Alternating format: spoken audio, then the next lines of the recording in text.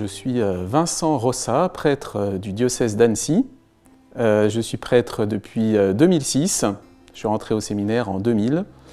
À l'époque, j'étais en fac de droit à Lyon et j'ai fait ce grand saut de choisir de rentrer au séminaire pour discerner cet appel à devenir prêtre.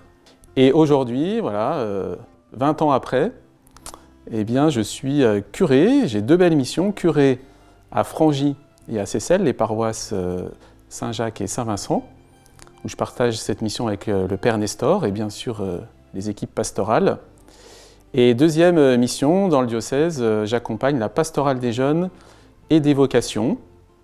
Donc voilà, cette mission, je la partage avec principalement Héloïse et Valérie, deux laïcs qui ont cette mission, et puis toute l'équipe du pôle jeune.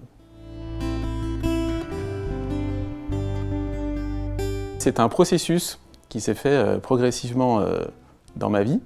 À l'époque où j'étais étudiant, je me posais beaucoup de questions sur le sens de ma vie. Tout d'un coup, j'ai senti que c'était maintenant que j'allais faire des choix, que ça allait engager toute ma vie, que c'était pas si simple de trouver sa place dans l'Église et dans le monde. Et là, comme j'étais quand même chrétien, eh ben, j'ai prié. J'ai demandé au Seigneur de m'aider.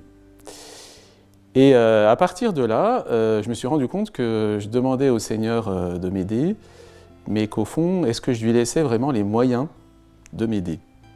Parce que j'avais l'impression qu'il ne m'aidait pas beaucoup en fait.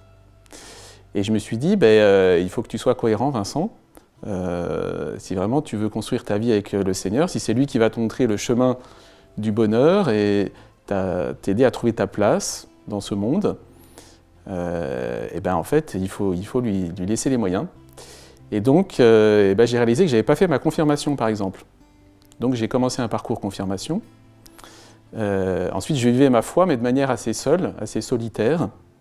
Donc j'ai rejoint l'aumônerie des étudiants.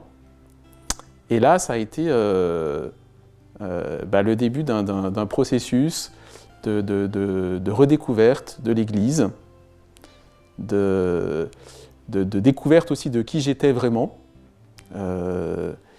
Et puis, je dirais aussi de découverte de l'Église élargie, parce qu'en fait, je connaissais l'Église par ma paroisse, à Artap pour Notre-Dame, qui est une paroisse sympathique. Et puis, j'ai découvert, par exemple, les JMJ. Ah, c'est une dimension de l'Église, c'est extraordinaire quand on prend conscience de ça.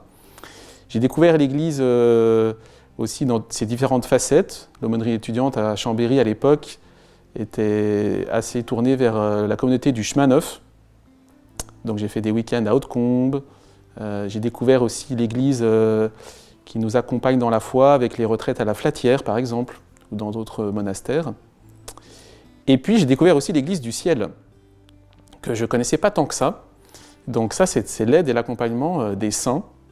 Donc en lisant Sainte Thérèse de l'Enfant Jésus, Saint François de Sales, des vies de saints, ils sont devenus comme des proches, des amis, qui m'ont aidé à découvrir le sens de la vocation et le sens de ma vie.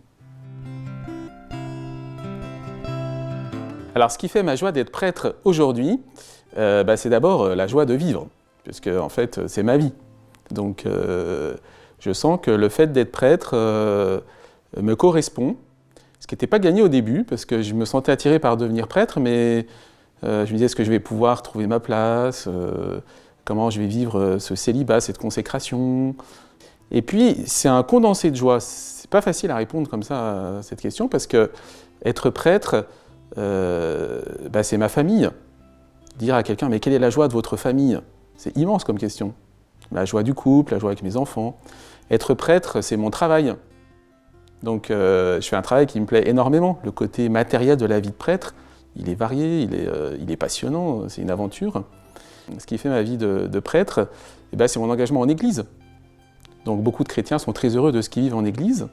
Moi, dans toutes mes différentes missions, je rencontre des jeunes, des moins jeunes, des moments de leur vie importants. Puis il y a aussi le quotidien, la joie du quotidien. Et puis aussi, c'est la joie de ma vocation, c'est-à-dire pas simplement de ce que je fais aujourd'hui, mais de mon éternité, de ce qui est en jeu dans toute ma vie. Et donc j'ai cette joie de sentir que ce que je fais aujourd'hui, ce que je construis, ou ce que je vis tout simplement, eh bien, c'est quelque chose qui va durer, qui prépare l'éternité, qui construit l'Église du ciel, on pourrait dire le royaume de Dieu, je ne sais pas quel mot il faut prendre. Alors ça, c'est tout un condensé de joie, et à travers tout ça, bah, finalement, c'est la joie d'aimer les autres. Ça, c'est toute une croissance, de se laisser aimer aussi, et puis la joie d'aimer le Seigneur. Et alors, ce qui fait particulièrement ma joie, c'est quand je sens quelqu'un qui s'ouvre à l'amour du Seigneur et qui tout d'un coup découvre cette joie avec une certaine nouveauté et là se dit mais c'est incroyable, en fait je ne soupçonnais pas tout ce que Dieu pouvait faire dans ma vie, etc.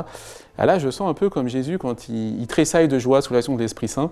Ça m'arrive de temps en temps d'avoir cette joie-là qui nous traverse de l'action, de la présence de Dieu dans le cœur de quelqu'un. Alors un jeune qui se pose la question de sa vocation, j'ai envie de lui dire d'abord que c'est la question, c'est la bonne question, que tout jeune devrait se poser cette question. Donc je vais me réjouir déjà qu'il se pose cette question, parce que c'est la question qui va être décisive pour lui. Voilà, de se dire, mais au fond, je veux réfléchir à ma vie sous l'angle justement de cette perspective de Dieu, de la vie éternelle, de ce qui a vraiment du sens dans ma vie, tel que ma foi me le révèle. Après, je lui dirais, n'aie pas peur, le Seigneur respectera toujours ta liberté, parce qu'en fait, tu es à son image, lui il est libre. S'il t'appelle, il t'appelle librement, et il respectera ta liberté, c'est-à-dire que son appel, il vient toucher en toi ton désir profond. Donc en fait, ça ira jamais contre nous, ça va orienter toute notre vie. Et puis, je lui dirais aussi, on ne sait pas ce qui va se passer ensuite, parce que si vraiment il avait cette confirmation que Dieu l'appelle à une consécration totale, dans la vie religieuse ou sacerdotale, j'ai envie de dire gloire à Dieu, voilà, il a découvert sa vocation. Il y en a tant aujourd'hui qui passent à côté de cet appel, alors qu'ils l'ont au fond de leur cœur. Et puis je dirais, en fait, si ce n'est pas sa vocation, ce cheminement, ce discernement, l'aidera à mieux comprendre la profondeur de son engagement dans la vie familiale, dans un travail dans la société, ou dans l'Église d'ailleurs. Je connais beaucoup de jeunes comme ça qui sont heureux dans leur couple, dans leur travail, parce qu'ils ont fait ce chemin de vérité avec le Seigneur. Ce n'est pas parce qu'on se pose la question que le Seigneur va nous mettre la main dessus et nous enfermer dans une vocation particulière.